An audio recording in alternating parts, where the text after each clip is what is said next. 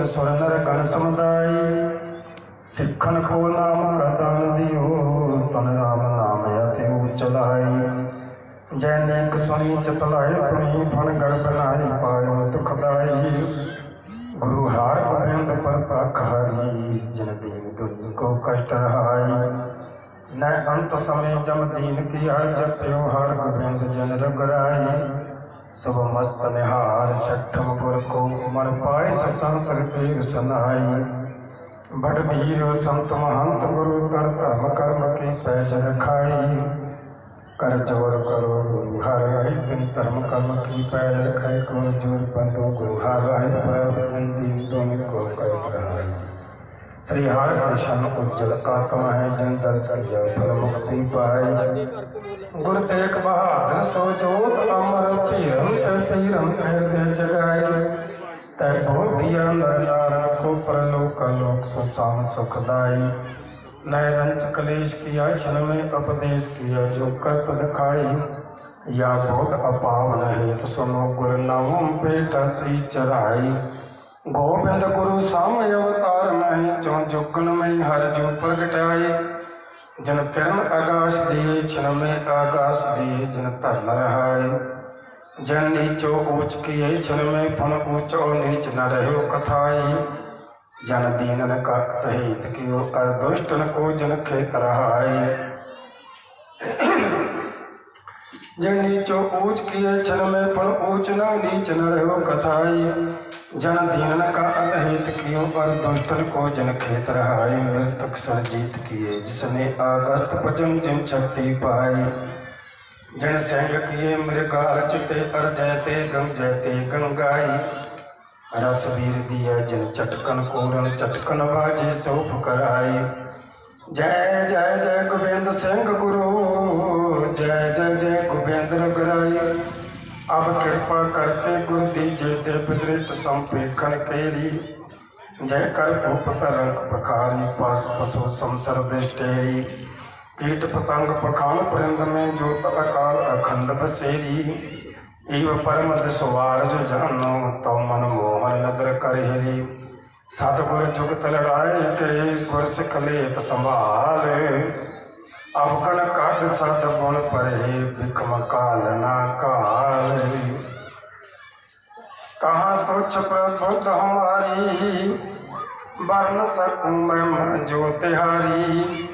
हमने सकत कर सिफत तुम्हारी, आपने हो तुम कथा सुधारी। एक ओंकार सतगुरु है भी हो सी सोए, वाहिगुरु जी की फतेह है, बिघ्न बनासन सोए। पतत पावन भगत वचन कृपा निदान, सर्व कला समरथ। खंडम ब्रह्मंडा दे मालक, जोगो जोग टल वालीए। कुल आलम गरीब नवाज, सच्चा पातशाह शब्द गुरु जगत गुरु, ज्ञान दा सागर गुरु। धन गुरु श्री गुरु ग्रंथ साहिब जी महाराज की अपार बख्शिश रहमत होई। आपां नूं अमृत वेले तो गुरु दरबार के खुले दर्शन दीदार प्राप्त हुई। साध संगत विच बैठे अपनी हाजरियां लवा रहे वडभागी हाँ। आप अपनी हाजरी गुरु चरणों च लवा रहे हो। दास की हाजरी भी गुरु चरणों च प्रवान करो। गुरु फतेह बुलाओ। वाहिगुरु जी का खालसा, वाहिगुरु जी की फतेह। सतगुरु सच्चे पातशाह जी बख्शिश कर दे।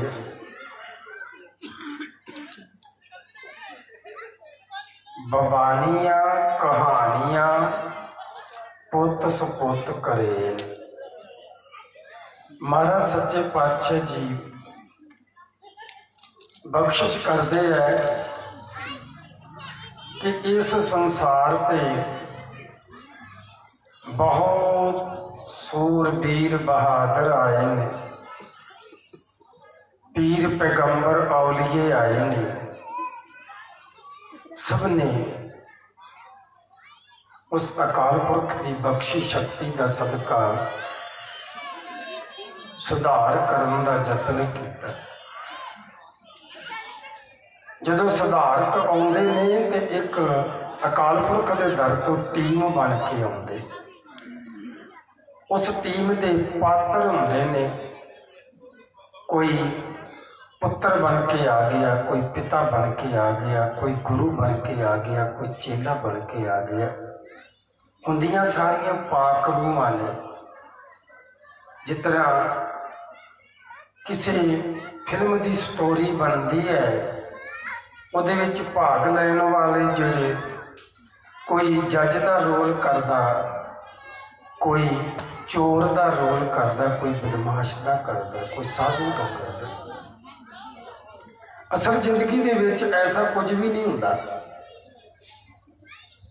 ਇਸੇ ਤਰ੍ਹਾਂ ਸੰਸਾਰ ਦੀ ਖੇਡ ਹੈ, ਜਿਸ ਨੂੰ ਸਤਿਗੁਰੂ ਸੱਚੇ ਪਾਤਸ਼ਾਹ ਜੀ ਨੇ ਖੁੱਲ੍ਹੇ ਸ਼ਬਦਾਂ 'ਚ ਕਹਿ ਦਿੱਤਾ, ਮੈਂ ਹੂੰ ਪਰਮ ਪੁਰਖ ਕੋ ਦਾਸਾ, ਦੇਖਣ ਆਇਓ ਜਗਤ ਤਮਾਸ਼ਾ। ਜਗਤ ਨੂੰ ਤਮਾਸ਼ਾ ਦੱਸਿਆ ਕਿ ਮੈਂ ਤਮਾਸ਼ਾ ਦੇਖਣ ਆਇਆ। ਫਿਰ ਸਤਿਗੁਰੂ ਗੁਰੂ ਗ੍ਰੰਥ ਸਾਹਿਬ ਜੀ ਮਹਾਰਾਜ ਕਹਿੰਦੇ, ਐਦਾਂ ਦਾ ਕੋਈ ਫਕੀਰ, ਐਦਾਂ ਦਾ ਕੋਈ ਸਾਧੂ ਹੋਵੇ ਜਿਹੜਾ ਆਪਣਾ ਘਰ ਫੂਕ ਕੇ ਤਮਾਸ਼ਾ ਵੇਖੇ। ਐਸਾ ਘਰ ਇੱਕੋ ਹੀ ਹੈ, ਗੁਰੂ ਨਾਨਕ ਦਾ। ਇਸ ਘਰ ਦੇ ਵਿੱਚ ਬੜੀਆਂ ਮਹਾਨ ਰੂਹਾਂ ਆਈਆਂ, ਬੜੇ ਬੜੇ ਸੂਰਬੀਰ ਬਹਾਦਰਾਂ ਨੇ ਜਨਮ ਲਿਆ ਗੁਰੂ ਨਾਨਕ ਦੇ ਪਰਿਵਾਰ ਵਿੱਚ, ਬਾਗ ਵਿੱਚ। ਉਹਨਾਂ ਪਾਕ ਪਵਿੱਤਰ ਰੂਹਾਂ ਦੇ ਵਿੱਚੋਂ ਅੱਜ ਜਿਸ ਦਾ ਪਵਿੱਤਰ ਦਿਹਾੜਾ ਮਨਾਇਆ ਜਾ ਰਿਹਾ ਹੈ, ਧੰਨ ਧੰਨ ਬਾਬਾ ਜੀਵਨ ਸਿੰਘ ਸਾਹਿਬ ਜੀ, ਜਿਨ੍ਹਾਂ ਦਾ ਬਚਪਨ ਦਾ ਨਾਮ ਭਾਈ ਜੈਤਾ ਹੈ। ਭਾਈ ਜੈਤਾ ਜੀ ਇੱਕ ਉੱਚ ਕੋਟੀ ਦੇ ਲਿਖਾਰੀ ਵੀ ਹੋਏ ਨੇ। ਉਹਨਾਂ ਨੇ ਆਪਣੀ ਲਿਖਤ ਵਿੱਚ ਵੀ ਬਹੁਤ ਕੁਝ ਸਾਡੀ ਸਮਝਣ ਵਾਸਤੇ ਲਿਖਿਆ।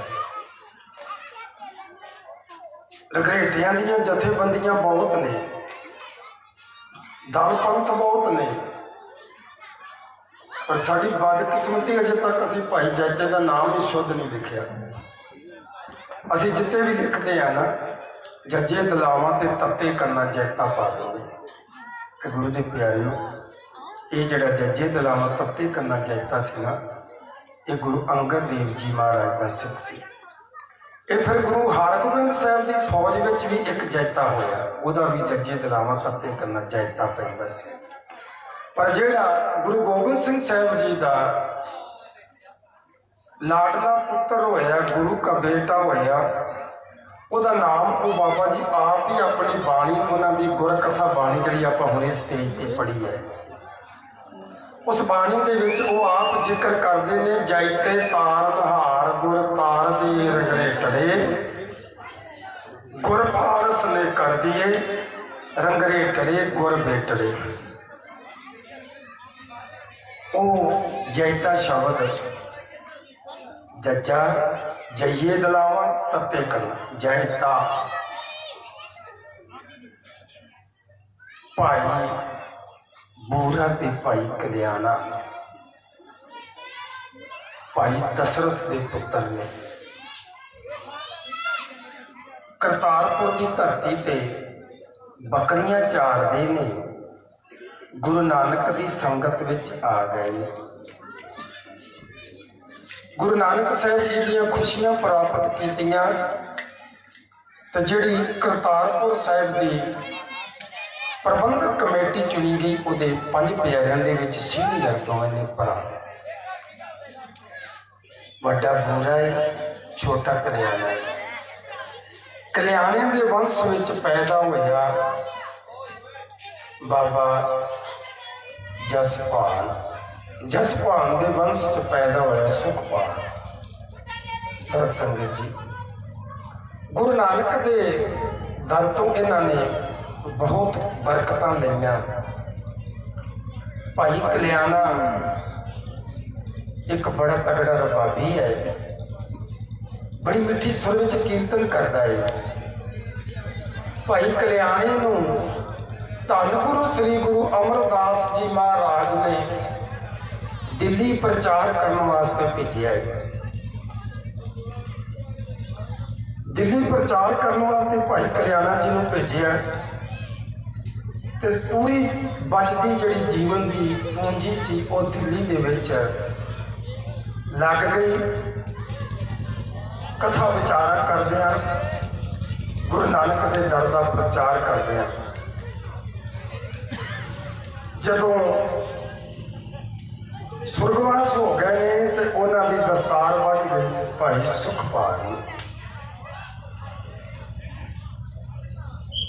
ਸੁਖਪਾਲ ਜੀ ਦੇ ਸਿਰ ਤੇ ਦਸਤਾਰ ਵੱਜ ਗਈ ਤੇ ਉਹ ਜਿਹੜਾ ਧਰਮਸ਼ਾਲਾ ਹੈ ਨਾ ਦਿੱਲੀ ਵਿੱਚ ਦਿਲ ਵਾਲੀ ਗਲੀ ਹੈ, ਰਾਏ ਸੀਨਾ ਨਗਰ ਹੈ, ਉੱਥੇ ਫਿਰ ਔਰੰਗਜ਼ੇਬ ਬਾਦਸ਼ਾਹ ਨੇ ਰਕਾਬਾਂ ਦੀ ਫੈਕਟਰੀ ਲਾਤੀ ਸੀ, ਰਕਾਬਾਂ ਦਾ ਕਾਰਖਾਨਾ ਲਾਤਾ ਸੀ। ਇਹ ਫਾਰਸੀ ਦਾ ਸ਼ਬਦ ਆ, ਖਜ਼ਾਨੇ ਨੂੰ ਗੰਜ ਕਹਿੰਦੇ। ਘੋੜਿਆਂ ਦੀਆਂ ਰਕਾਬਾਂ ਬਣਦੀਆਂ ਸੀ ਤੇ ਉਸ ਇਲਾਕੇ ਨੂੰ ਰਕਾਬ ਗੰਜ ਕਹਿ ਰਹੇ। ਉਹ ਔਰੰਗਜ਼ੇਬ ਦੀ ਭੈਣ ਰਾਏ ਸੀਨਾ ਦਾ ਪਿੰਡ ਆ, ਉਹਦਾ ਨਾਂ ਹੈ ਰੋਸ਼ਨ ਆਰਾ ਦਾ ਪਿੰਡ ਹੈ, ਪਿੰਡ ਦਾ ਨਾਂ ਹੈ ਰਾਏ ਸੀਨਾ। ਦਿੱਲੀ ਵਿੱਚ ਦਿਲ ਵਾਲੀ ਗਲੀ ਵੱਜਦੀ ਹੈ, ਉੱਥੇ ਭਾਈ ਕਲਿਆਣ ਜੀ ਦੀ ਧਰਮਸ਼ਾਲਾ ਵੱਜਦੀ। ਉਹਦੇ ਸੰਚਾਲਕ ਜਿਹੜੇ ਨੇ ਹੁਣ ਭਾਈ ਸੁਖਪਾਲ ਜੀ ਹੈ। ਸੁਖਪਾਲ ਜੀ ਦੇ ਘਰੇ ਜਸਪਾਲ ਜੀ ਨੇ ਜਨਮ ਲਿਆ। ਸੁਖਪਾਲ ਜੀ ਤੋਂ ਬਾਅਦ ਉਸ ਸੰਗੀਤ ਆਸ਼ਰਮ ਦੇ ਸੰਚਾਲਕ ਭਾਈ ਜਸਪਾਲ ਜੀ ਬਣੇ। ਫਿਰ ਜਿਹੜੇ ਜਸਪਾਲ ਜੀ ਹੈ ਉਹਨਾਂ ਦੇ ਘਰੇ 2 ਪੁੱਤਰ ਪੈਦਾ ਹੋਏ। ਇੱਕ ਦਾ ਨਾਮ ਵੱਡਾ ਪੁੱਤਰ ਜਿਹੜਾ ਉਹਦਾ ਨਾਮ ਹੈ ਆਗਿਆ ਰਾਮ, ਛੋਟਾ ਪੁੱਤਰ ਜਿਹੜਾ ਹੈ ਉਹਦਾ ਨਾਮ ਹੈ ਸਦਾਨੰਦ। ਆਗਿਆ ਰਾਮ ਵੱਡਾ ਹੈ, ਸਦਾਨੰਦ ਛੋਟਾ ਹੈ। ਭਾਈ ਸਦਾਨੰਦ ਜਿਹੜਾ ਉਹ ਜਨਮ ਤੋਂ ਹੀ ਬੰਦਗੀ ਤੇ ਕੀਰਤਨ ਵੱਲ ਜ਼ਿਆਦਾ ਰੁਝਾਨ ਹੈ।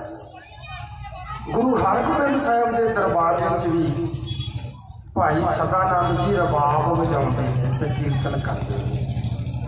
ਇਹਨਾਂ ਨੂੰ ਰਬਾਬੀ ਕਿਹਾ ਜਾਂਦਾ।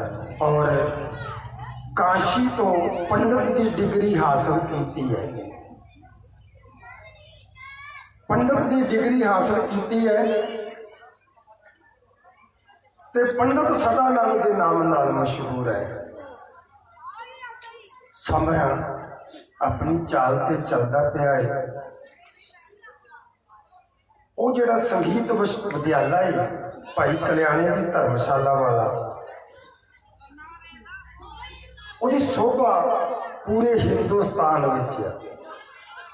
ਉੱਥੇ ਬੜੇ ਬੜੇ ਸੰਗੀਤਕਾਰ ਆਲਮ ਫਾਜ਼ਲ ਪੈਦਾ ਹੁੰਦੇ ਨੇ। ਹਰ ਸਾਲ ਪ੍ਰਯੋਗਤਾ ਹੁੰਦੀ ਹੈ। ਯਾਦ ਰੱਖਣਾ ਭਾਈ ਸੁਖਪਾਲ ਤੇ ਤਾਨਸੈਨ ਇੱਕੋ ਹੀ ਉਸਤਾਦ ਦੇ ਚੇਲੇ ਨੇ ਦੋਵੇਂ।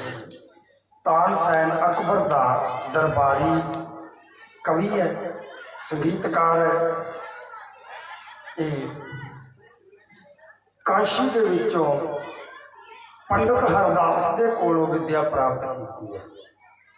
ਤੇ ਪੰਡਤ ਹਰਦਾਸ ਦਾ ਚੇਲਾ ਤਾਨਸੈਨ ਵੀ ਹੈ ਤੇ ਸੁਖਪਾਲ ਵੀ ਹੈ। ਸੁਖਪਾਲ ਦੇ ਚੇਲੇ ਨਿਗਾਹ ਬਹੁਤ ਸਾਰੇ। ਜਿਹੜਾ ਇੱਕ ਬਿਰਜੂ ਬਾਬਰਾ ਹੋਇਆ, ਉਹਦਾ ਬਾਪ ਸੀ, ਉਹਦਾ ਨਾਮ ਮੈਨੂੰ ਵਿਸਰ ਗਿਆ। ਬਿਰਜੂ ਬਾਬਰੇ ਦਾ ਜਿਹੜਾ ਬਾਪ ਸੀ ਨਾ, ਉਹ ਇਸੇ ਭਾਈ ਕਲਿਆਣੀ ਦੀ ਧਰਮਸ਼ਾਲਾ ਦੇ ਵਿੱਚੋਂ ਹੀ ਸੰਗੀਤਕਾਰ ਬਣਿਆ ਸੀ। ਉਹਦੇ ਸੰਗੀਤ ਦੇ ਚਰਚੇ ਸੀ ਤੇ ਤਾਨਸੈਨ ਨੇ ਵੇਖਿਆ ਕਿ ਮੈਂ ਫਿੱਕਾ ਪੈਂਦਾ ਜਾਂਦਾ ਇਹਦੇ ਅੱਗੇ। ਇੱਕ ਸਾਜ਼ਿਸ਼ ਦੇ ਤਹਿਤ ਉਸਨੇ ਪ੍ਰਯੋਗਤਾ ਰੱਖੀ ਤੇ ਸ਼ਰਤ ਰੱਖ ਦਿੱਤੀ, ਜਿਹੜਾ ਹਾਰ ਜਾਵੇਗਾ ਉਹਦਾ ਸਿਰ ਕਲਮ ਕੀਤਾ ਜਾਵੇਗਾ। ਤੇ ਡੁਪਲੀਕੇਟ ਤਾਰਾਂ ਵਾਲਾ ਸਰਿੰਦਾ ਜਿਹੜਾ ਸੀ ਉਹ ਬਿਰਜੂ ਬਾਬਰੇ ਦੇ ਬਾਪ ਨੂੰ ਦੇ ਦਿੱਤਾ। ਉਹ ਤਾਰਾਂ ਟੁੱਟ ਗਈਆਂ, ਜਦੋਂ ਢਿੱਲੀਆਂ ਹੋਈਆਂ ਤੇ ਬੇਸੁਰਾ ਹੋ ਗਿਆ, ਤਾੜੀ ਮਾਰ ਦਿੱਤੀ, ਹਾਰ ਗਿਆ ਹਾਰ ਗਿਆ। ਸਾਜ਼ਿਸ਼ ਤਹਿਤ ਸੀ ਤੇ ਉਹਦਾ ਸਿਰ ਵੜ ਦਿੱਤਾ ਗਿਆ। ਉਹਦੇ ਘਰੇ ਬੱਚਾ ਜਦੋਂ ਉਹਨੇ ਸੁਰਤ ਸੰਭਲੀ ਨਾ, ਉਸ ਬੱਚੇ ਨੇ ਆਪਣੀ ਮਾਂ ਨੂੰ ਪੁੱਛਿਆ ਮੇਰਾ ਪਿਤਾ ਕਿੱਥੇ? ਉਹਨੇ ਕਿਹਾ ਸੁਰਗ ਸਦਾਰ ਗਿਆ। ਕਾਰਨ ਕੀ ਬਣਿਆ? ਦੱਸਿਆ ਉਹਨੂੰ ਤਾਨਸੈਨ ਨੇ ਹਰਾਇਆ ਸੀ, ਸ਼ਰਤ ਰੱਖੀ ਸੀ ਜਿਹੜਾ ਹਾਰੇਗਾ ਉਹਦਾ ਸਿਰ ਕਲਮ ਕੀਤਾ ਜਾਵੇਗਾ। ਉਹ ਕਹਿਣ ਲੱਗਾ ਮੈਂ ਆਪਣੇ ਬਾਪ ਦਾ ਬਦਲਾ ਲਵਾਂਗਾ, ਮੈਂ ਸੰਗੀਤ ਦੇ ਵਿੱਚ ਜਿੱਤ ਪ੍ਰਾਪਤ ਕਰਾਂਗਾ। ਮੇਰੇ ਪਿਤਾ ਜੀ ਦਾ ਗੁਰੂ ਕੌਣ ਸੀ? ਮਾਂ ਨੇ ਦੱਸਿਆ ਭਾਈ ਕਲਿਆਣੀ ਦੀ ਧਰਮਸ਼ਾਲਾ 'ਚ ਸੁਖਪਾਲ ਤੇਰੇ ਪਿਤਾ ਦਾ ਗੁਰੂ ਸੀ, ਪਰ ਉਹ ਹੁਣ ਨਹੀਂ ਇਸ ਦੁਨੀਆ 'ਚ। ਉਹਦਾ ਬੇਟਾ ਹੈ ਜਸਪਾਲ। ਉਸ ਜਸਪਾਲ ਦੇ ਕੋਲ ਮਾਂ ਨੇ ਭਰਤੀ ਕਰਵਾਤਾ। ਹਾਰਨ ਦਾ ਕਾਰਨ ਪੁੱਛਿਆ ਕਿ ਮੇਰਾ ਬਾਪ ਕਿਉਂ ਹਾਰ ਗਿਆ? ਤੁਹਾਡਾ ਚੇਲਾ ਸੀ, ਉਹ ਕਮੀ ਕਿੱਥੇ ਰਹਿ ਗਈ? ਤੇ ਭਾਈ ਜਸਪਾਲ ਜੀ ਨੇ ਦੱਸਿਆ ਕਿ ਕਮੀ ਕਿਤੇ ਵੀ ਨਹੀਂ ਰਹਿ ਗਈ ਸੀ, ਉਹਨੂੰ ਸਾਜ਼ਿਸ਼ ਨਾਲ ਹਰਾਇਆ ਗਿਆ ਸੀ। ਕਿਹੜੀ ਸਾਜ਼ਿਸ਼ ਹੋਈ ਸੀ? ਉਹਦੇ ਨਾਲ ਉਹ ਸਰਿੰਦਾ ਬਦਲ ਦਿੱਤਾ ਗਿਆ ਸੀ। ਪਰ ਜਦੋਂ ਵੀ ਤੁਸੀਂ ਕਿਸੇ ਨੂੰ ਹਰਾਉਣਾ ਹੈ ਤੇ ਉਹਦੀ ਕਮਜ਼ੋਰੀ ਪਕੜਨੀ ਪਊਗੀ, ਫਿਰ ਹਰਾਇਆ ਜਾਵੇਗਾ। ਕਹਿਣ ਲੱਗਾ ਮੈਨੂੰ ਇਹ ਦੱਸ ਦਿਓ ਕਿ ਤਾਨਸੈਨ ਦੀ ਕੀ ਕਮਜ਼ੋਰੀ ਹੈ? ਭਾਈ ਜਸਪਾਲ ਨੇ ਦੱਸਿਆ ਕਿ ਬੱਚੇ ਤਾਨਸੈਨ ਦੀ ਇਹ ਕਮਜ਼ੋਰੀ ਹੈ ਕਿ ਉਹ ਰੌਲੇ ਰੱਪੇ ਵਿੱਚ ਗਾ ਨਹੀਂ ਸਕਦਾ। ਇਹ ਸਾਡੇ ਵਿੱਚ ਕਈਆਂ 'ਚ ਕਮਜ਼ੋਰੀ ਹੁੰਦੀ ਹੈ। ਕਈ ਪਾਠੀ ਸਿੰਘ ਹੁੰਦੇ ਨਾ, ਉਹਦੇ ਕੋਲ ਉੱਚੀ ਕੋਈ ਬੋਲਦਾ ਹੋਵੇ ਤਾਂ ਉਹਦੇ ਕੋਲ ਪਾਠ ਨਹੀਂ ਹੁੰਦਾ। ਕੋਈ ਰਾਗੀ ਸਿੰਘ ਹੈ, ਉਹਦੇ ਕੋਲ ਕੋਈ ਉੱਚੀ ਰੌਲਾ ਪਾ ਦੇਵੇ ਨਾ ਤੇ ਉਹਦੇ ਕੋਲ ਕੀਰਤਨ ਬੇਸੁਰਾ ਹੋ ਜਾਂਦਾ। ਇਹ ਸਾਡੀਆਂ ਕਮਜ਼ੋਰੀਆਂ ਹੁੰਦੀਆਂ। ਅਸੀਂ ਵੀ ਉਸਤਾਦ ਜੀ ਕੋਲ ਜਦੋਂ ਸਿੱਖਦੇ ਸੀ ਨਾ, ਅਸੀਂ ਕਹਿੰਦੇ ਚੁੱਪ ਕਰ ਮੈਨੂੰ ਭੁੱਲਦਾ, ਤੇ ਉਹਨਾਂ ਕਹਿੰਦਾ ਨਹੀਂ ਰੌਲੇ 'ਚ ਪੜ, ਰੌਲੇ 'ਚ ਫਿਰ ਤੈਨੂੰ ਭੁੱਲੇਗਾ ਨਹੀਂ। ਇਹ ਜਿਹੜੀ ਕਮਜ਼ੋਰੀ ਸੀ ਉਸਦੀ, ਇਹ ਪਕੜ ਗਈ। ਬਿਰਜੂ ਨੂੰ ਸਮਝਾ ਦਿੱਤਾ ਕਿ ਬਈ ਤੂੰ ਰੌਲੇ ਰੱਪੇ 'ਚ ਜਾ ਕੇ ਸੁਰ ਕਰਨੀ ਹੈ, ਰਿਆਜ਼ ਕਰਨੀ ਹੈ ਨਾ। ਜਿੱਥੇ ਰੌਲਾ ਰੱਪਾ ਪੈਂਦਾ ਪਿਆ ਉੱਥੇ ਜਾ ਕੇ ਤੂੰ ਰਿਆਜ਼ ਕਰਨੀ ਹੈ, ਤੂੰ ਜਿੱਤੇਗਾ। ਉਹ ਬਿਰਜੂ ਬਾਬੇ ਨੇ ਜਿੱਥੇ ਰੌਲਾ ਰੱਪਾ ਪੈਂਦਾ ਉੱਥੇ ਜਾ ਕੇ ਆਪਣਾ ਉਹ ਰੇਖਾ ਕੱਢਣ ਲੱਗ ਜਾਣਾ, ਆਪਣੇ ਰਿਆਜ਼ ਕਰਨ ਲੱਗ ਜਾਣਾ। ਹੌਲੀ ਹੌਲੀ ਲੋਕ ਉਹਨੂੰ ਬਾਬਰਾ ਕਹਿਣ ਲੱਗ ਪਏ ਵੀ ਇਹ ਕੋਈ ਰਿਆਜ਼ ਕਰਨ ਦੀ ਜਗ੍ਹਾ ਹੈ, ਜਿੱਥੇ ਮਰਜ਼ੀ ਲੱਗ ਜਾਣਾ ਤੂੰ। ਬਾਬਰਾ ਮਤਲਬ ਝੱਲਾ, ਉਹਦਾ ਨਾਮ ਹੀ ਪੈ ਗਿਆ ਬਿਰਜੂ ਬਾਬਰਾ। ਸੰਗੀਤ ਵਿੱਚ ਤਿਆਰ ਹੋ ਗਿਆ ਤੇ ਉਹਨੇ ਤਾਨਸੈਨ ਨੂੰ ਵੰਗਾਰ ਦਿੱਤਾ। ਅਕਬਰ ਦੇ ਬਾਦਸ਼ਾਹ ਦੇ ਦਰਬਾਰ ਦੇ ਵਿੱਚ ਪਹੁੰਚ ਕਰ ਦਿੱਤੀ ਭਾਈ ਜਸਪਾਲ ਨੇ। ਉੱਥੇ ਬਿਰਜੂ ਬਾਬਰੇ ਦੇ ਨਾਲ ਸੰਗੀਤ ਮੁਕਾਬਲਾ ਤੈਅ ਹੋ ਗਿਆ ਤੇ ਨਾਲ ਸ਼ਰਤ ਇਹ ਹੋਈ ਕਿ ਰੌਲੇ ਰੱਪੇ ਵਿੱਚ ਸੁਰ ਚਗਾਉਣਾ ਹੈ। ਉਹ ਕਹਿੰਦਾ ਇਹ ਨਹੀਂ ਹੋ ਸਕਦਾ। ਕਹਿਣ ਲੱਗਾ ਨਹੀਂ ਹੋ ਸਕਦਾ, ਤੂੰ ਹਾਰ ਮੰਨ ਜਾ। ਫਿਰ ਤੂੰ ਸੰਗੀਤਕਾਰ ਕਰਦਾ ਹੈ, ਜੇ ਤੇਰੇ ਵਾਸਤੇ ਸਾਰੇ ਰੌਲੇ ਰੱਪੇ ਠੱਪ ਕਰਨੇ ਹੋਣਗੇ ਤੂੰ ਸੰਗੀਤਕਾਰ ਕਰ, ਤੇਰੀ ਸੁਰ ਦਾ ਗਿਆਨ ਕਰਦਾ। ਅਖੀਰ ਜੀ ਉਹਨੂੰ ਦੇਖਦੇ ਢੰਡੇ ਨੂੰ ਮੰਨਣਾ ਪਿਆ ਕਿ ਬਈ ਮੈਂ ਸੰਗੀਤਕਾਰ ਹਾਂ ਤੇ ਮੈਨੂੰ ਮਨਜ਼ੂਰ ਆ।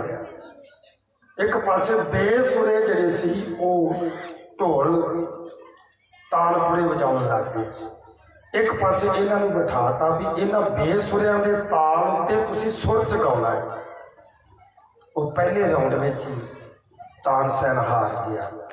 ਸ਼ਰਤ ਉਹੀ ਕਿ ਜਿਹੜਾ ਹਾਰੇਗਾ ਉਹਦਾ ਸਿਰ ਕਲਮ ਕੀਤਾ ਜਾਵੇਗਾ ਤੇ ਜਿੱਤਣ ਵਾਲੇ ਨੂੰ ਮੂੰਹ ਮੰਗਿਆ ਇਨਾਮ ਮਿਲੇਗਾ। ਜਦੋਂ ਜਿੱਤਣ ਵਾਲੇ ਨੂੰ ਮੂੰਹ ਮੰਗਿਆ ਇਨਾਮ ਦਿੱਤਾ ਤੇ ਉਹ ਇਹ ਗੱਲ ਕਹੀ ਕਿ ਇਸ ਦਰਬਾਰ ਦੇ ਵਿੱਚ ਮੈਂ ਸੰਗੀਤਕਾਰ ਤੇਰਾ ਹੋਵਾਂ, ਇਸ ਤਾਨਸੈਨ ਦੇ ਅਹੁਦੇ ਤੇ ਮੈਨੂੰ ਰੱਖਣਾ ਹੋਵੇਗਾ। ਉਹਨੇ ਉਹ ਮੂੰਹ ਮੰਗਿਆ ਇਨਾਮ ਮਨਜ਼ੂਰ ਕਰ ਲਿਆ। ਹੁਣ ਜਿਹੜਾ ਤਾਨਸੈਨ ਦਾ ਸਿਰ ਕਲਮ ਕਰਨਾ ਸੀ, ਜਦੋਂ ਉਹ ਵਾਰੀ ਆਈ ਤੇ ਕਹਿਣ ਲੱਗਿਆ ਵੀ ਤੂੰ ਇਹਦੇ ਵਾਸਤੇ, ਕਹਿਣ ਲੱਗਾ ਜੀ ਮੈਂ ਇਹਦੇ ਵਾਸਤੇ ਦਰਖਾਸਤ ਕਰਦਾ ਹੈ ਕਿ ਇਹਨੂੰ ਮਾਫ ਕਰ ਦਿੱਤਾ ਜਾਵੇ। ਅਕਬਰ ਬਾਦਸ਼ਾਹ ਕਹਿਣ ਲੱਗਾ ਯਾਦ ਕਰ ਤੇਰੇ ਪਿਤਾ ਦਾ ਸਿਰ ਵਢਾਇਆ ਸੀ ਇਸਨੇ, ਇਹਨੇ ਮਾਫ ਨਹੀਂ ਕੀਤਾ ਸੀ। ਕਹਿਣ ਲੱਗਾ ਇਸੇ ਕਰਕੇ ਮੈਂ ਇਸ ਨੂੰ ਮਾਫ ਕਰਨਾ। ਕਹਿਣ ਲੱਗਾ ਤੂੰ ਇਹਨੂੰ ਜੀਵਨ ਦਾਨ ਦੇ ਰਿਹਾ। ਕਹਿਣ ਲੱਗਾ ਜੀ ਹਾਂ। ਕਾਰਨ ਕਹਿੰਦਾ ਵੀ ਮੇਰੇ ਪਿਤਾ ਨੂੰ ਇਸ ਨੇ ਸਾਜ਼ਿਸ਼ ਦੇ ਨਾਲ ਹਰਾਇਆ ਸੀ, ਪਰ ਮੈਂ ਇਸ ਨੂੰ ਸੰਗੀਤ ਦੇ ਬਲ ਨਾਲ ਹਰਾਇਆ ਹੈ। ਇਹਦਾ ਸਿਰ ਕਲਮ ਕਰ ਦਿੱਤਾ ਤੇ ਇਹ ਖਹਿੜਾ ਛੁੱਟ ਜਾਵੇਗਾ। ਹੁਣ ਇਸ ਨੂੰ ਛੱਡ ਦਿਓ ਜਿੰਦਾ, ਜਿੰਨਾ ਚਿਰ ਇਹ ਜਿੰਦਾ ਰਹੇਗਾ ਇਹਨੂੰ ਪਤਾ ਲੱਗੇਗਾ ਮੈਂ ਹਾਰਿਆ ਹੋਇਆ ਪੁੱਛਿਆ। ਇਹ ਰੋਜ਼ ਮਰੇਗਾ, ਰੋਜ਼ ਅਹਿਸਾਸ ਹੋਏਗਾ ਕਿ ਮੈਂ ਬੇਗੁਨਾਹ ਨੂੰ ਮਾਰਿਆ ਸੀ। ਇਹਨੂੰ ਜਿੰਦਾ ਛੱਡ ਦਿੱਤਾ। ਉਸ ਵਕਤ ਤਾਨਸੈਨ ਨੇ ਬਹੁਤ ਤਰਲੇ ਕੀਤੇ ਸੀ ਕਿ ਮੇਰਾ ਸਿਰ ਕਲਮ ਕੀਤਾ ਜਾਵੇ, ਪਰ ਉਹਨੂੰ ਛੱਡ ਦਿੱਤਾ ਗਿਆ ਸੀ। ਬਾਅਦ ਵਿੱਚ ਤਾਨਸੈਨ ਕਿਤੇ ਆਤਮ ਹੱਤਿਆ ਕਰਕੇ ਮਰਿਆ ਸੀ। ਉਹ ਜਿਹੜਾ ਬਿਰਜੂ ਬਾਵਰਾ ਸੀ ਉਹ ਗੁਰੂ ਨਾਨਕ ਦੇ ਆਸ਼ਰਮ ਵਿੱਚੋਂ ਭਾਈ ਕਲਿਆਣੀ ਦੀ ਧਰਮਸ਼ਾਲਾ ਵਿੱਚੋਂ ਸੰਗੀਤ ਸਿੱਖਿਆ ਸੀ। ਤੇ ਉਸ ਦਿਲਵਾ ਦੀ ਗਲੀ 'ਚ ਜਿਹੜਾ ਸੰਗੀਤ ਵਿਦਿਆਲਾ ਹੈ ਉਹਦੀ ਹਿਸਟਰੀ ਹੈ ਕਿ ਉਹਦਾ ਵਿਦਿਆਰਥੀ ਕਦੀ ਪ੍ਰਯੋਗਤਾ ਵਿੱਚ ਹਾਰਿਆ ਨਹੀਂ ਸੀ। ਇਹ ਤਾਨਸੈਨ ਵਾਲੀ ਗੱਲ ਤਾਂ ਸੁਣਾਈ ਹੈ ਕਿ ਸਭ ਤੋਂ ਉੱਪਰ ਉਸ ਟਾਈਮ ਰਾਜ ਗਾਇਕ ਜਿਹੜਾ ਸੀ ਉਹ ਤਾਨਸੈਨ ਸੀ। ਉਸ ਰਾਜ ਗਾਇਕ ਨੂੰ ਹਰਾਇਆ ਸੀ ਉਸ ਆਸ਼ਰਮ ਦੇ ਉਸ ਵਿਦਿਆਲੇ ਦੇ ਵਿਦਿਆਰਥੀ ਹੈ। ਹਰ ਸਾਲ ਉੱਥੇ ਪ੍ਰਯੋਗਤਾ ਹੁੰਦੀ ਹੈ। ਭਾਈ ਸਦਾਨੰਦ ਜੀ ਸੰਗੀਤ ਸਿੱਖ ਕੇ ਤੇ ਆਪਣੀ ਡਿਗਰੀ ਪ੍ਰਾਪਤ ਕਰਕੇ ਪੰਡਤ ਦੀ ਜਦੋਂ ਨਿਕਲੇ ਨੇ ਵਿਦਿਆਲੇ ਚੋਂ ਤੇ ਪ੍ਰਯੋਗਤਾ ਵਿੱਚ ਉਹਨਾਂ ਨੇ ਹਿੱਸਾ ਲਿਆ। ਗੁਰੂ ਹਰਿਕ੍ਰਿਸ਼ਨ ਸਾਹਿਬ ਜੀ ਦੇ ਦਰਬਾਰ 'ਚ ਵੀ ਕੀਰਤਨ ਕਰਨ ਜਾਇਆ ਕਰਦੇ ਸੀ ਭਾਈ ਸਦਾਨੰਦ ਜੀ। ਜਦੋਂ ਹਿੱਸਾ ਲਿਆ ਉਹਨਾਂ ਨੇ ਦੂਰੋਂ ਦੂਰੋਂ ਚੱਲ ਕੇ ਬਹੁਤ ਸਾਰੇ ਸੰਗੀਤ ਵਿਦਿਆਰਥੀ ਪਹੁੰਚੇ। ਉਹਨਾਂ ਦੇ ਵਿੱਚ ਅਲੀਗੜ੍ਹ ਤੋਂ ਉਸ ਟਾਈਮ ਉਸ ਅਲੀਗੜ੍ਹ ਦਾ ਨਾਮ ਸੀ ਕੋਇਲ ਦੇਸ਼, ਕਿਉਂਕਿ ਭਾਰਤ ਦੀਆਂ ਛੋਟੀਆਂ ਛੋਟੀਆਂ ਰਿਆਸਤਾਂ ਸੀ ਤੇ ਰਿਆਸਤ ਨੂੰ ਦੇਸ਼ ਕਹਿੰਦੇ ਸੀ। ਜਿਵੇਂ ਪੰਜਾਬ ਦੇਸ਼, ਜੰਗਲ ਦੇਸ਼, ਦੁਆਬਾ ਦੇਸ਼, ਇੱਦਾਂ ਕਰਕੇ ਦੇਸ਼ ਕਹਿੰਦੇ ਸੀ। ਅਲੀਗੜ੍ਹ ਦੀ ਰਿਆਸਤ ਨੂੰ ਕੋਇਲ ਦੇਸ਼ ਕਿਹਾ ਜਾਂਦਾ ਸੀ ਉਸ ਟਾਈਮ। ਉਸ ਕੋਇਲ ਦੇਸ਼ ਚੋਂ ਅਲੀਗੜ੍ਹ ਤੋਂ ਇੱਕ ਸ਼ਿਵ ਨਾਰਾਇਣ ਪੰਡਤ, ਉਸ ਦੀ ਪੁੱਤਰੀ ਜੀ ਦਾ ਨਾਮ ਲਾਜਵੰਤੀ ਹੈ, ਉਹ ਵੀ ਪ੍ਰਯੋਗਤਾ ਦੇ ਵਿੱਚ ਭਾਗ ਲੈਣ ਵਾਸਤੇ ਆਈ। ਬੜੀ ਸੰਗੀਤ ਦੀ ਮਾਹਰ ਆ। ਭਾਈ ਸਦਾਨੰਦ ਜੀ ਸੁਰਤ ਜੁੜ ਗਈ ਹੈ ਗੁਰੂ ਚਰਨਾਂ ਦੇ ਨਾਲ ਤੇ ਰਬਾਬ ਦੇ ਉੱਤੇ ਹੱਥ ਫੇਰਦੇ ਨੇ। ਇੱਕ ਮਿੱਠੀ ਧੁਨ ਆ, ਇੱਕ ਮਿੱਠੀ ਗੁਰੂ ਬਾਣੀ ਹੈ। ਸਾਧ ਸੰਗਤ ਜੀ, ਗੁਰਬਾਣੀ ਦੇ ਵਿੱਚ ਜੇ ਪ੍ਰਧਾਨਗੀ ਹੋਵੇ ਸ਼ਬਦ ਦੀ ਤੇ ਸੰਗੀਤ ਦਾ ਹੋਵੇ ਵਿੱਚ ਰਸ, ਉਹ ਬਣ ਜਾਂਦਾ ਕੀਰਤਨ। ਤੇ ਜੇ ਪ੍ਰਧਾਨਗੀ ਹੋਵੇ ਸੰਗੀਤ ਦੀ ਤੇ ਸ਼ਬਦ ਕੇਵਲ ਗਾਇਨ ਹੋਵੇ, ਉਹ ਬਣ ਜਾਂਦੀ ਗਾਇਕੀ। ਅੱਜ ਕੱਲ੍ਹ ਬਹੁਤੇ ਰਾਗੀ ਗਾਇਕੀ ਵਿਖਾਉਂਦੇ ਆ ਸਟੇਜਾਂ ਤੇ। ਸ਼ਬਦ ਪ੍ਰਧਾਨ ਹੋਣਾ ਚਾਹੀਦਾ, ਫਿਰ ਰਸ ਆਉਂਦਾ। ਪ੍ਰੈਕਟੀਕਲ ਇੱਕ ਗੱਲ ਕਰਦੇ ਹਾਂ, ਪੁਣੇ ਦੇ ਵਿੱਚ ਡਿਊਟੀ ਕਰਦੇ ਹਾਂ। ਦਾਸ ਉੱਥੇ ਕਥਾ ਦੀ ਡਿਊਟੀ ਕਰਦਾ ਸੀ। ਪੰਜਾਬ ਦੇ ਰਾਗੀ ਜਾਂਦੇ ਸੀ, ਬੜੀ ਮਿੱਠੀ ਸੁਰ ਦੇ ਵਿੱਚ ਕੀਰਤਨ ਕਰਦੇ ਸੀ। ਤੇ ਜਿਹੜੀ ਗੁਰਦੁਆਰਾ ਸਾਹਿਬ ਦੇ ਸਾਹਮਣੇ ਬਿਲਡਿੰਗ ਸੀ, ਉੱਥੇ ਕਿਸੇ ਸਰਦਾਰ ਗੁਰਮੁਖ ਪਰਿਵਾਰ ਨੇ ਸਟਾਫ ਦਾ ਪ੍ਰਸ਼ਾਦਾ ਵਰਜ ਲਿਆ ਕਿ ਸਾਡੇ ਤੁਸੀਂ ਦੁਪਹਿਰ ਦਾ ਲੰਗਰ ਛਕਣਾ। ਅਸੀਂ ਲੰਗਰ ਛਕ ਕੇ ਜਦੋਂ ਉਹਨਾਂ ਦੇ ਘਰੋਂ ਬਾਹਰ ਨਿਕਲੇ, ਉਸ ਬਿਲਡਿੰਗ ਦੇ ਵਿੱਚ ਇੱਕ ਫਿਲਮਾਂ ਨੂੰ ਸੰਗੀਤ ਦੇਣ ਵਾਲਾ ਸੰਗੀਤਕਾਰ ਰਹਿੰਦਾ ਸੀ। ਉਹਦਾ ਨਾਂ ਹੈ ਆਪਣਾ, ਵਿਸਰ ਗਿਆ ਮੈਨੂੰ ਨਾਮ, वो मुसलमान संगीतकार है। कादर खान संगीतकार है। वो फिल्मां नूं संगीत देंदा है। ये भाई हरबंस सिंह होरां दा बड़ा ही वो मित्र प्यारा सी रागी जी का। जो असीं बाहर निकले लंगर छक के तो सानूं अगों हो के ना इस तरह झुक के मिलिया, सत श्री अकाल। वो मैनू जानता सी क्योंकि मैं उत्थे ड्यूटी करता सी, रागी सिंह के प्रोग्रामां ते जांदा सी। अगे होकर मैनू कहता, सरदार जी मुझे समझ तो नहीं आता, पर जो आप कलाम पढ़ते हो, गुरबाणी में कलाम, जो आप कलाम पढ़ते हो उसका इतना आनंद आता है कि मैं मस्त हो जाता हूँ। समझ में तो कुछ नहीं आता, पर जो तुम कलाम पढ़ते हो वो मैंने कील के रख दिंदा।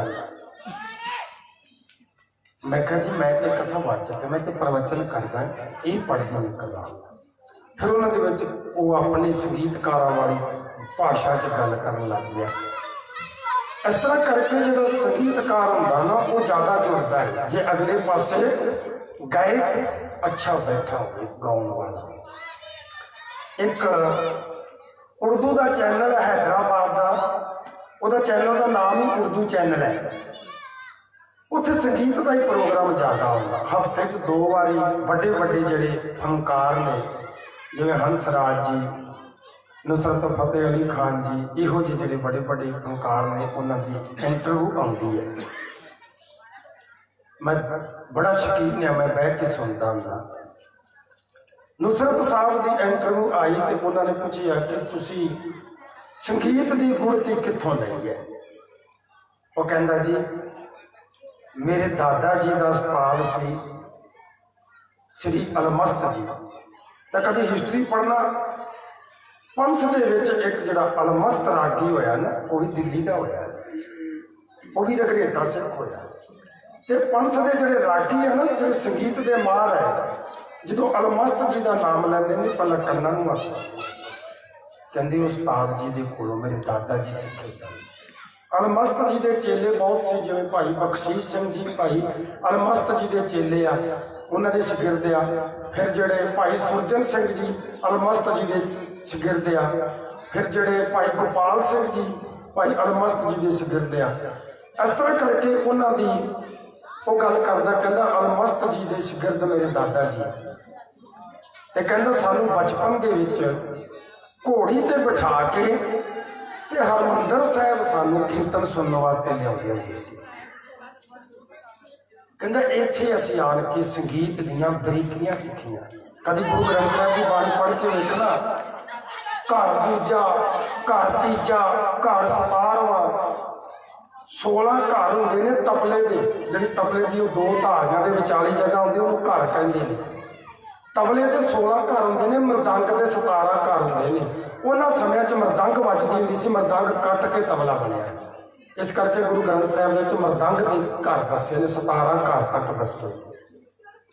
सतगुरां ने शब्द उच्चारण किया तो राग का नाम लैके ताल का नाम भी लिया है। इन्नियां बरीकियां ने गुरु ग्रंथ साहब जदों कहंदा सी इत्थे आउंदे सी ते ओह जिहड़ियां संगीत दीयां बरीकियां सी इत्थों समझ च आउंदियां सी।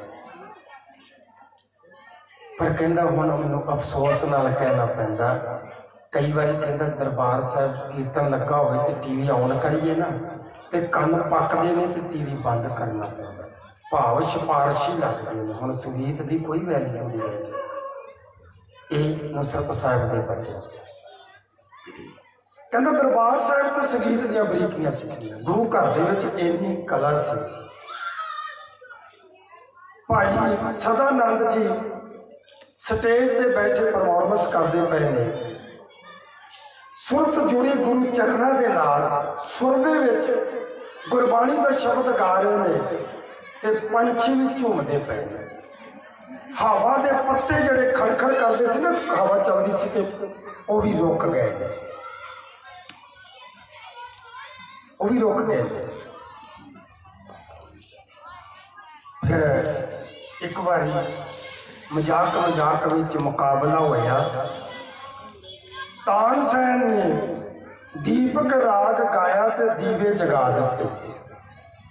ते भाई सदानंद ने मेघ राग गाया ते दीवे बुझा दिते। ये संगीत की कला। भाई साहब जी नेत्र बंद ते संगीत की धुन विच शब्द गा रहे ने। वो जी अगे बैठी बीबी लाजवंती है ना, वो मुग्ध मंतर हो गई। सुरत जुड़ गई होती, सुरत जुड़ गई, संगीत चलता गया। हुण समाप्ति हो गई उन्होंने रोण की। वो स्टेज तो भी पासे हो गए, बीबी की अजे भी समाधि लगी हुई है। हुण स्टेज सैकटरी ने उसका नाम अनाउंस किया ते नाल पिता आया है शिव नारायण पंडित। वो हलोल के उन जगाऊंगा, बेटी स्टेज तो तेरा नाम बोलिया जाएगा, चल प्रचुरकता विच भाग नहीं लेना। और बीबी लाजवंती हाथ हिला के सिर हिलाता, कहती नहीं। कहते की गल है, तैयारी की? कहन लगी आ जड़ा कोई रब्बी रूह कीर्तन कर रहा सी ना, मैं इन सुन के तो मैंने ज्ञान होया कि मैं तो अजीब विद्यार्थी के लायक भी नहीं बनी, मैं तो कुछ भी नहीं सीखी। तो मैं इतने की बोला कि मैं अजे तैयारी नहीं की, मैं नहीं कीर्तन कर सकती। एडे एडे संगीतकार मैं की ज्ञान, मैंने कुछ ज्ञान नहीं है। उस टाइम उन्हें भाग लैन तो ना कर दी तो अपने पिता को कह दिता कि यह जो लड़का संगीत गायन कर रहा सी, मैं इनू अपना पति मन लिया है, मैं शादी करांगी तो ये करांगी। वो कह लगा पुत्र आप उन्होंने पूछना पड़ेगा। कह लगी पूछो। भाई जस भान जी ने बेनती की, मेरी पुत्री तुहाडे पुत्र दे नाल शादी करना चाहती, कहता परिवार च सलाह करांगे। वड्डा पुत्र आज्ञा राम को पूछया, कह लगा जिन्हें शादी करनी है पहले उन्होंने पूछो। दोनों ने बिठाया, सहमति हो गई, प्रवानगी मिल गई। दोनों परिवारों की शगन पै गए, ब्याह के दिन मुकर्रर हो गए। इत्थे थोड़ा जिहा पिछोकड़ जाना पेगा, क्योंकि विद्वान लिखारी ने लिखा जिस बाग का माली बेईमान हो जाए उहदे फुल भी नहीं, उहदे फल भी नहीं। अज जिहड़ा सिक्खी का बूटा है ना, इहदा माली बेईमान हो गया। जिन्हां दे मोढियां ते पंथ की जिम्मेवारी सी, वो जां ते विक गए जां मकार हो गए। जिन्हां दे मोढियां ते जां ते वो प्रैशर दे नाल हुक्मनामे जारी करते हैं ते जां फिर लिफाफियां दे नाल फैसले सुनाते हैं। बाग का माली बेईमान हो गया, उन्होंने कोई मतलब नहीं। कोई किताबां च की लिखी जाता, कोई किताबां च की लिखी जाता। आ तुसीं देखिया होएगा गुरबिलास पातशाही छेवीं सरदार गुरचरण सिंह जी टौरा ने सैन कीते ते पास की। सिंह साहब ज्ञानी जोगिंदर सिंह जी वेदांती ने और रिलीज की और अकाल तखत तो भाषण दिता कि हर गुरुद्वारे च इहदी कथा हो गई। जो विद्वाना ने पढ़ी उस सारी विपरणवाद की भरी हुई कि माता गंगा जी जी सी दुर्गा की पूजा करती, दुर्गे वाला मंदिर है ना लागे, ਉਹਦੇ ਨਾਲ ਜੋੜਦੇ कि ਉਹਦੀ पूजा करती होंगी सी। गुरु हरगोबिंद साहब जी महाराज के जन्म तो पहला बाबा बूढ़ा साहब ने लाची दी, ਇਹੋ ਜਿਹੀਆਂ ਗੱਲਾਂ ਉਹਦੇ 'ਚ ਭਰੀਆਂ। विद्वाना ने रौला पा दिता।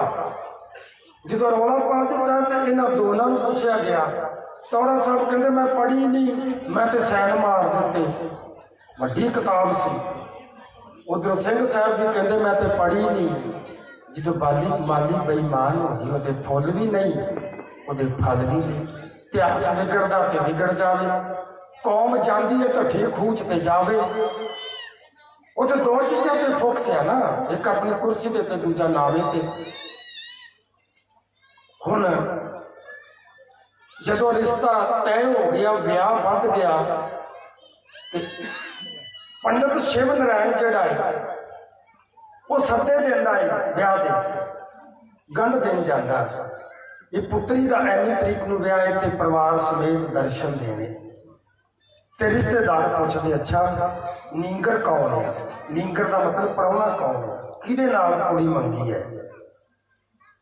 उस टाइम दसिया जाता भाई कल्याणे की धर्मशाला के जिहड़े संचालक ने ਭਾਈ ਜਸ ਭਾਨ ਉਹਨਾਂ ਦਾ ਪੁੱਤਰ, ਛੋਟਾ ਪੁੱਤਰ ਸਦਾਨੰਦ, ਉਹ ਆਪਣਾ ਪ੍ਰਾਹੁਣਾ ਹੈ, ਉਹਦੇ ਨਾਲ ਪੁੱਤਰੀ ਦਾ ਵਿਆਹ ਆਰੰਭ ਹੋ ਗਿਆ। ਇੱਥੇ ਜਿਹੜੇ ਪੰਥ ਦੇ ਕੁਛ ਦੋਖੀ ਨੇ, ਕੁਛ ਜਾਤ ਅਭਿਮਾਨੀ ਹੈ, ਉਹਨਾਂ ਨੇ ਇਤਿਹਾਸ ਨੂੰ ਵਿਗਾੜ ਦਿੱਤਾ। ਕਹਿੰਦੇ ਜੀ ਛੋਟੀ ਜਾਤ ਦਾ ਸੀ ਭਾਈ ਸਦਾਨੰਦ, ਤੇ ਉਹਨਾਂ ਨੇ ਕਹਿਤਾ ਤੂੰ ਸ਼ੂਦਰ ਨੂੰ ਕੁੜੀ ਮੰਗ ਦਿੱਤੀ, ਅਸੀਂ ਨਹੀਂ ਆਵਾਂਗੇ, ਤੇਰਾ ਬਾਈਕਾਟ ਕਰਾਂਗੇ, ਨਹੀਂ ਤੇ ਰਿਸ਼ਤਾ ਤੋੜ। ਸਾਧ ਸੰਗਤ ਜੀ ਜੇ ਕਿਤੇ ਥੋੜੀ ਜਿਹੀ ਵਿਚਾਰ ਕਰ ਲਈਏ ਤੇ ਕਿਤੇ ਵੀ ਮਜਬੀ ਸਿੱਖ ਸ਼ੂਦਰ ਨਹੀਂ ਆਉਂਦਾ। ਜੇ ਮੈਨੂੰ ਸਿਮਰਤੀ ਪੜ੍ਹ ਲਈਏ, ਨਾ ਰਗਰੇਟਾ ਸ਼ੂਦਰਾਂ ਚ ਆਉਂਦਾ, ਨਾ ਮਜਬੀ ਸਿੱਖ ਸ਼ਬਦ ਸ਼ੂਦਰ ਚ ਆਉਂਦਾ। ਚਲੋ ਇਸ ਨੂੰ ਪਿੱਛੇ ਸੁੱਟ ਦਿਓ। ਜਿਹੜਾ ਹਿੰਦੁਸਤਾਨ ਦਾ ਸੰਵਿਧਾਨ ਹੈ ਉਹਨੂੰ ਪੜ੍ਹ ਲਓ, ਉਹਦੇ ਵਿੱਚ ਵੀ ਜਿੱਥੇ ਮਜਬੀ ਸਿੱਖਾਂ ਦੀ ਕੌਮ ਆਏਗੀ ਨਾ, ਉੱਥੇ ਆਏਗਾ ਮਜਬੀ ਸਿੱਖ ਇਸ ਸ਼ਡਿਊਲ ਕਾਸਟਾਂ ਵਿੱਚ ਆ ਜਾਂਦਾ, ਭਰਾ ਗਰੀਬੀ ਰੇਖਾ ਵਿੱਚ ਆ ਜਾਂਦਾ, ਸ਼ੂਦਰਾਂ ਚ ਦਲਿਤਾਂ ਚ ਨਹੀਂ ਆਉਂਦਾ। ਇਹਨੂੰ ਧੱਕੇ ਨਾਲ ਹੀ ਬਣਾਈ ਜਾਂਦੇ।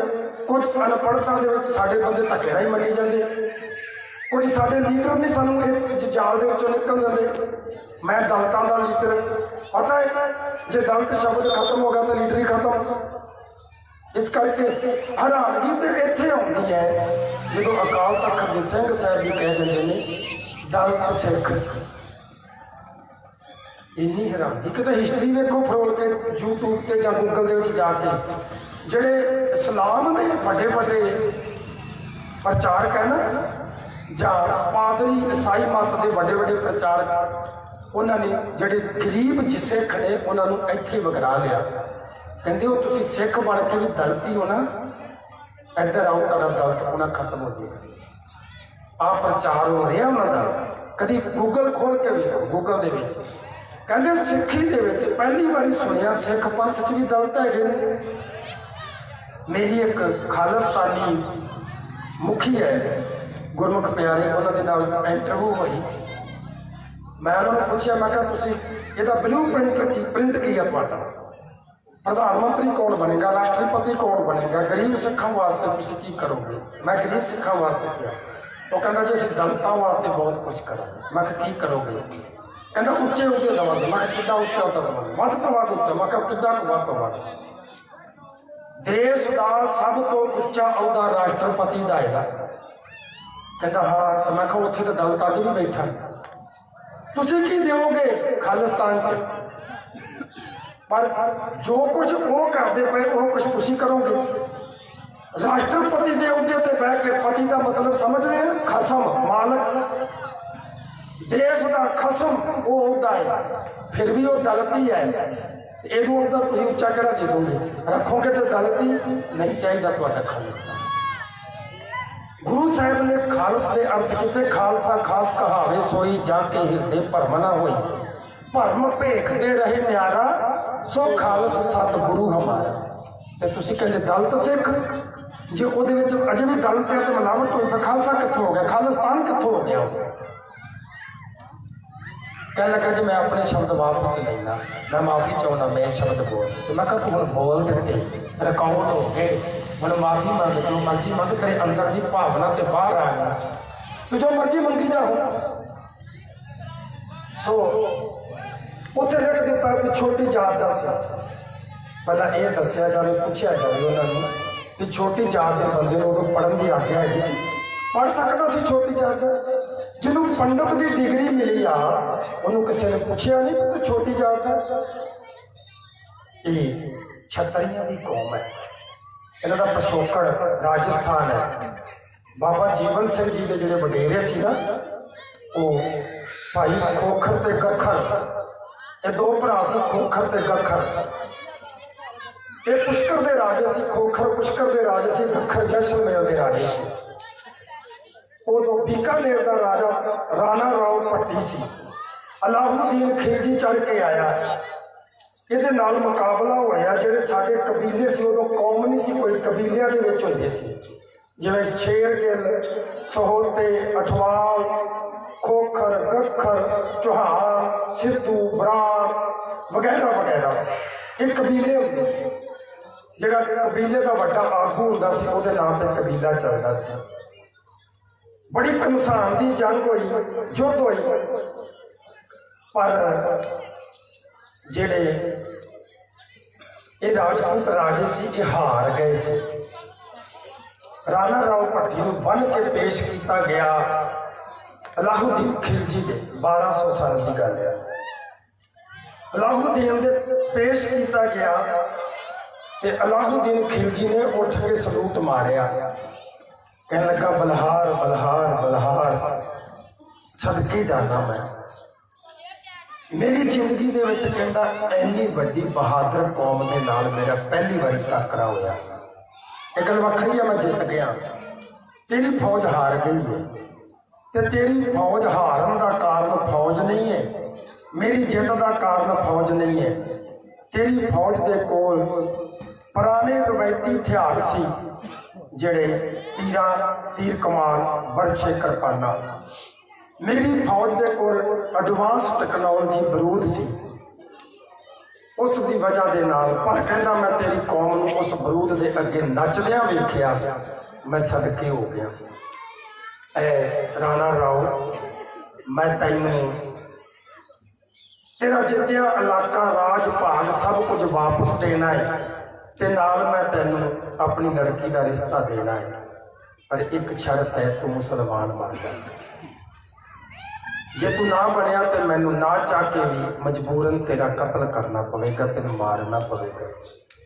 उस टाइम राणा राव भट्टी ने शर्त मंजूर कर ली तो इस्लाम धर्म कबूल कर लिया। हिंदुस्तान का वो पहला इंसान है जिन्हें इस्लाम कबूल किया। ਉਹਦੀ औलाद ਵਿੱਚੋਂ मुड़ के ਜਿਹੜੇ ਇਹ ਰਾਏ ਬਲਾਰ ਰਾਏ ਪੁਆਇੰਟ ਹੋਏ। ਜਦੋਂ ਉਹਨੂੰ ਰਿਸ਼ਤਾ ਲੜਕੀ ਦਾ ਕੀਤਾ, ਉਹਦਾ ਰਾਜ ਭਾਗ ਵਾਪਸ ਕਰ ਦਿੱਤਾ, ਤਾਂ ਜਿਹੜੇ ਦੂਸਰੇ ਕਬੀਲੇ ਸੀ ਨਾ, ਉਹਨਾਂ ਨੇ ਵਿਰੋਧ ਕਰ ਦਿੱਤਾ ਉਹਦਾ। ਜਦੋਂ ਵਿਰੋਧ ਕਰ ਦਿੱਤਾ ਤੇ ਜਿਹੜਾ ਅਲਾਉਦੀਨ ਖਿਲਜੀ ਸੀ ਉਹ ਬੜੀ ਦੂਰ ਦੀ ਸੋਚਣ ਵਾਲਾ ਸੀ। ਉਸਨੇ ਵੇਖਿਆ ਕਿ ਮੇਰਾ ਇਹ ਜਵਾਈ ਬਣ ਗਿਆ ਤੇ ਇਹਨੂੰ राज नहीं करन देना है। उसने ऐलान कर दिता, कहने लगा केवल मुसलमान बनने की शर्त राणा राव ते सी, तुहाडे ते नहीं है, पर रिश्ते तुहानू भी कुड़ियां दे देने। उस टाइम राजपूत छत्रियां नूं लड़कियां दे रिश्ते दिते। बाबा खोखर जिहड़ा सी उहनूं शाही इमाम की लड़की का रिश्ता होया। जदों इन्हां ने मुसलमान लड़कियां नाल शादियां कर लियां ते ब्राह्मणां ने इन्हां दा समाजिक बाईकाट कर दिता। इन्हां दी औलाद नूं रंगड़ कहण लग पे ते रंगड़ां दी औलाद नूं रंगड़ेटड़े कहण लग पे। इस करके इन्हां दा रिश्ता टुट गया सी कि समाजिक बाईकाट कीता होया सीगा। जदों पता लगा कि वह सदानंद रंगरेटा उन्होंने तो समाजिक बाईकाट तू रिश्ता कर दिता, वो रिश्ता टुट गया। जिथे रिश्ता टुटिया उत्थे बाबा सदानंद भी टुट गया। उदास हो के सतगुरु गुरु हरकृष्ण जी की शरण में आ गए। उत्थे कीर्तन करते रहे, उतों बाबे बकाले आ गए। उदास रहते ने, कीर्तन करते ने बड़ा मीठा। गुरु तेग बहादुर साहब जी के रबाबी ते लिखणवरती सिख बने। हुण जदों गुरु प्रगट हो गए तो गुरु हरगोबिंद साहब जी का प्रकाश पुरब मना रहे हैं कीरतपुर साहब, तो भाई आग्या राम जी भी पहुंचे ने। तो उदों गुरु तेग बहादुर साहब जी महाराज ने भाई आग्या राम नाल जिक्र किया कि ये उदास रहते हैं, नेत्रा चो जल वगदा रहता। उदों दस्या गया कि बई आ इन्हां दे नाल गल वापरी है। सतगुरु कहन लगे ये कारज असीं करांगे। भाई सदानंद ने पूछा तो हाथ जोड़े, सच्चे पातशाह मैं तो एक गिरस्त मार्ग ही त्याग दिता। महाराज कहने लगे नहीं, तू गिरस्त मार्ग नहीं त्याग सकता, तेरे को अकाल पुरख ने बड़े कारज कराने, तू नहीं त्याग सकता।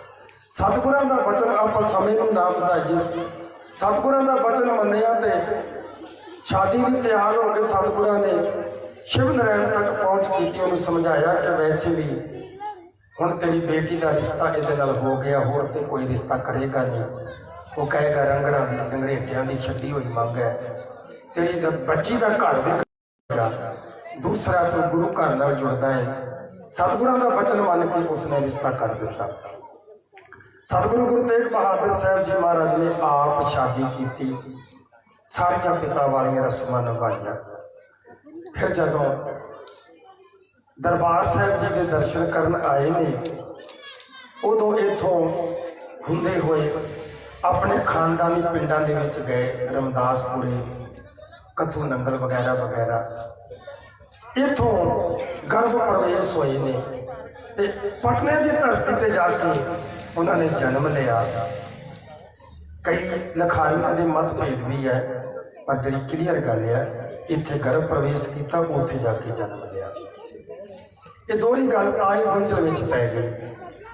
हुण जदों बच्चे का जन्म होया ते बधाइयां देंदियां संगतां, ते सतगुरु गुरु तेग बहादुर साहब जी नूं भी बधाई मिली। सतगुरु गुरु तेग बहादुर साहब जी ने सदानंद जी नूं भी बधाई दी ते नाल ये गल कही कि सानूं बाल के दर्शन भी कराओ। बचन गुरां दा भाई सदानंद जी बच्चे नूं चुक के ते गुरु तेग बहादुर साहब जी की गोदी विच पा दिता। ये पीर मुहम्मद जिहड़ा गुरु गोबिंद सिंह साहब जी महाराज का उस्ताद है, भाई जैता जी का भी उस्ताद है, ये उहदी लिखत है। वो उत्थों नवाब सी उस टाइम पटने के विच, गोदी पा दिता ते सतगुरा इस तरह करके बाहों के उत्ते तोलिया। जो बाहों के उत्ते इस तरह तोल के बच्चे नूं मुस्कराए, भाई जैते वाल मुँह किया, भाई सदानंद जी वाल मुखड़ा किया, कहन लगे भाई सदानंद बई बड़ा भारी योधा है तेरा पुत्र। इस सतगुरां दी बचन बालपन जी बाबा जी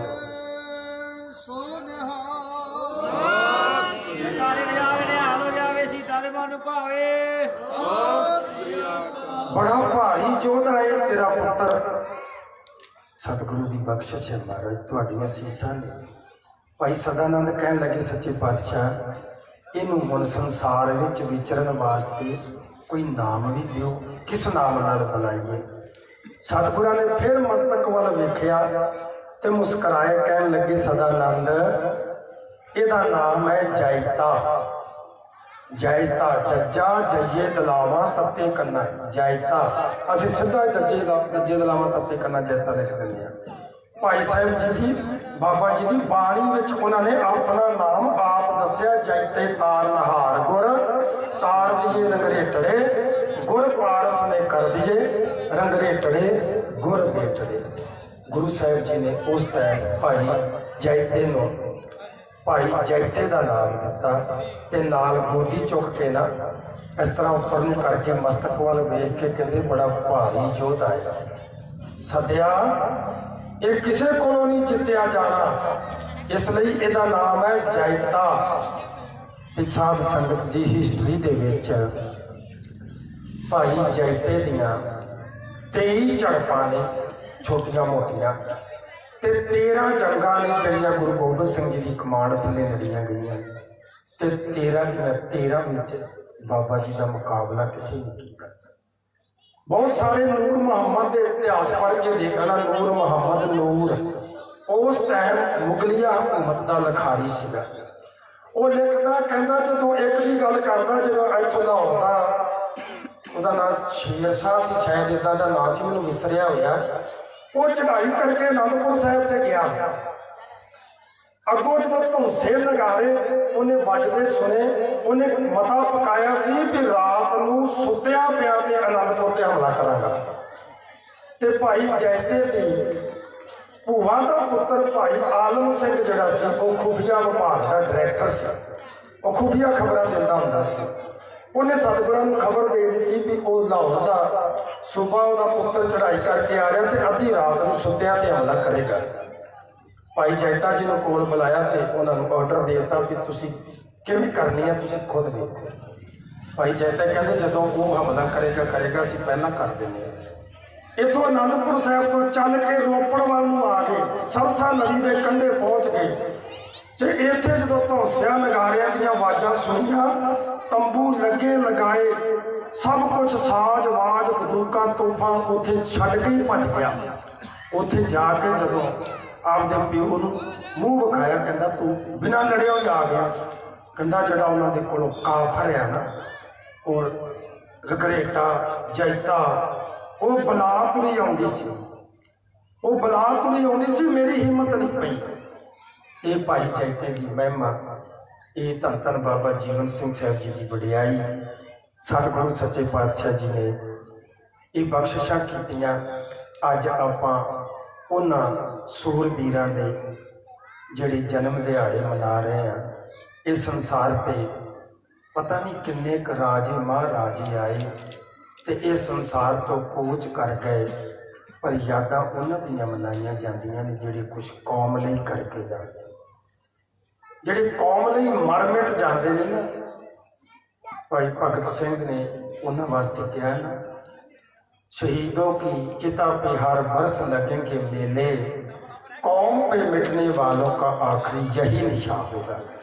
आई उन्हों का निशान होएगा भी उन्होंने जन्म दिहाड़े, उन्होंने मरण दिहाड़े खुशियां नाल मनाए जाएंगे, चावां नाल मनाए जाएंगे। ये बाबा जीवन सिंह साहब जी की महिमा।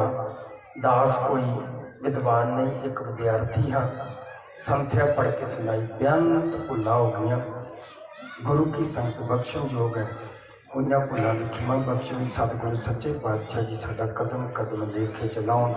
यह लोक सुख ये पर लोक सहेले, नानक हर आपे। गुरु प्यारी साध संगत जी, जिथे बाबा जीवन सिंह साहब जी का इतिहास खोज खोज के लिया ना, इत्थे उन्होंने एक इतिहासक स्थान भी लभा है। हिस्टरी दे विच आउंदा कि जदों वो आनंदपुर साहिब तो चल के अमृतसर साहिब दर्शन दिदारे करन आए सी ना, गुरु का हुक्म लैके, ते उदों जदों आन के इत्थे पहली रात रुके सी, जिथे भाई मंझ जी प्रगट होए सी लकड़ा लियाउंदे, उत्थे गुरु अर्जन देव जी ने बाग लवाता सी ते उस बाग का नाम रखिया सीगा नानक बाग। उत्थे पौलियां लवाइयां सी बहुत सारियां, ते उन्हां पानी का प्रबंध ते बाग का सोहना सुहावना थां वेख के बाबा जी रात नूं उत्थे टिक गए। जिहड़ा नानक बाग सी, वो जिहड़ा दिहाड़ा, वो जिहड़ा स्थान सी, वो बड़ा रुलिया खुलिया सी। वो नानक बाग का स्थान जिहड़ा है वो अमृतसर के विच चाटी पिंड संगराना साहिब की बैक साइड पर वो स्थान मिलिया। साध संगत उत्थे दर्शन करके उत्थे निशान साहब चढ़ाया जा रहा। जनवरी के लास्ट पे इसी तरह संगतां सदे दिते जाएंगे, तन मन धन नाल उत्थे सेवा करके आप दर्शन दिदारे करके उस स्थान में नतमस्तक होना। कोटान कोट धन्नवाद धन गुरु श्री गुरु ग्रंथ साहिब जी महाराज का, प्रबंधक गुरमुख प्यारियां का, साध संगत का, ग्रंथी साहिबान का, जिन्हां दे उद्यम का सदका साध संगत के दर्शन होए, जोड़े झाड़न का सुभाग प्राप्त होया। भुलां चुकां दी खिमा, बलाओ फतेह। वाहिगुरू जी का खालसा, वाहिगुरू जी की फतेह।